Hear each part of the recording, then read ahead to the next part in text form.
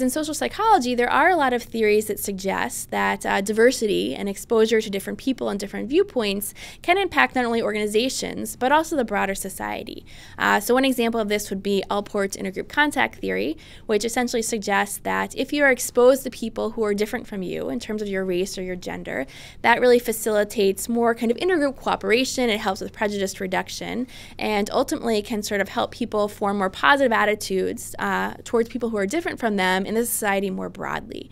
So what we really wanted to do was kind of take that perspective, and that this notion of diversity people experience at work is not only relevant to workplace outcomes like performance, but also may have an impact on the broader society and may have some pro-social positive impact outside of organizations as well.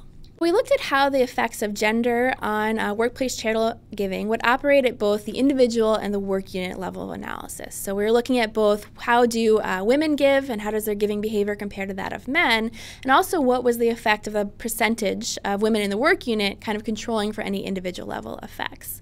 So essentially what we hypothesized and found was that because women generally are both sort of stereotyped to be and also are more kind of altruistic, more helpful, more generous than men, that women would in fact give more to charity drives aimed at helping others in society as compared to men. So that was our individual level hypothesis, and we did in fact find support for that. But we also looked at, well, what happens kind of controlling for that individual effect? What happens at the unit level analysis? And essentially what we hypothesized is that if there are a lot of women in your work units, and people know that women are generally stereotyped to be more helpful, more communal, more likely to engage in pro-social behaviors, that when there were a lot of women in the unit, everybody was going to assume that their coworkers were giving more to charity, right, as opposed to when there are a few women in the work unit. And because of that, we also know that sort of your coworkers' behavior affects your own behavior, that ultimately, when there are a lot of women in the unit, everyone would essentially give more to workplace charity, as opposed to when there are only a few women in the unit. And we found that that was true, with a caveat that it was only true among men.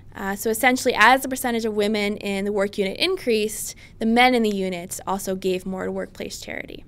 So the findings really do suggest this positive synergy, right? This notion that organizations want to become more diverse is actually well aligned with organizations also wanting to have a better reputation for corporate social responsibility.